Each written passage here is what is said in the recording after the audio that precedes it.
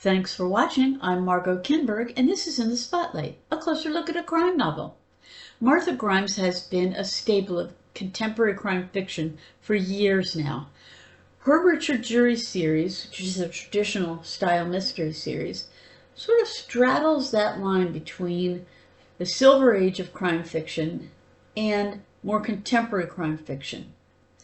Let's take a look at one of the novels in her series today and turn the spotlight on Jerusalem Inn.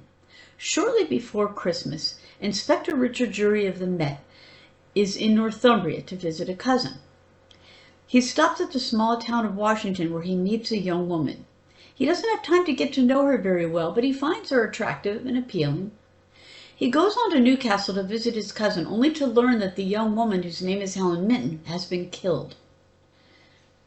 Since he spent time with the victim, Jury briefly becomes a person of interest. His name is cleared, but he still wants to know more about Helen and find out who killed her.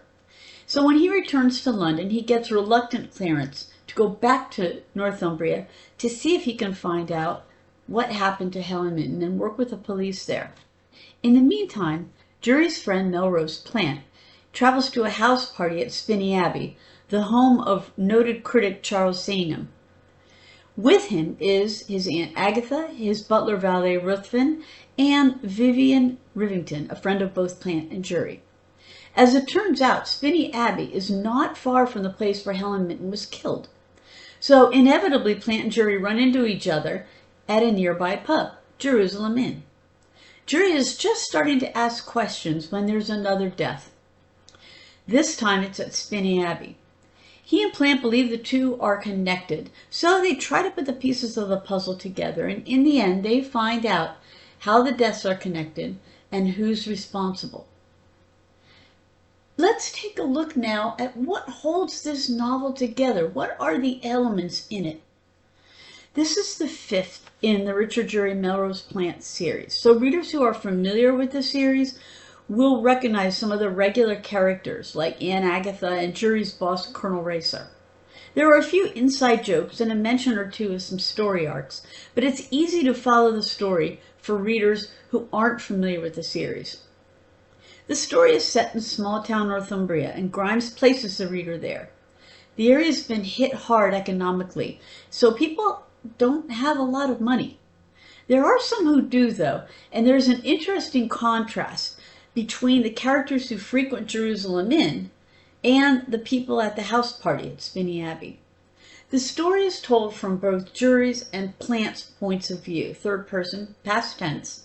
So we follow the parallel plot lines that bring them both to the area, and we learn what both men learn as they ask questions and put the pieces together. And questions and observations are the main tools Jury and Plant use to solve the case. The novel was published in 1984, before the advent of DNA testing, digital communication, and so on. So although the police do have some forensics technology as well as fingerprint information, they don't, for instance, have computer databases. So they have to rely on more old-fashioned methods of policing. Jury's relationship with the Northumbria police is a little awkward. On the one hand, it's their patch, so they're handling the case. On the other, he represents the Met. That tension isn't a major part of the novel, but it's an interesting undercurrent as each gets used to the other. The motive behind the deaths has to do with the history of the place and some of the relationships among the people there. It's very much a past history leads to present day murder sort of story.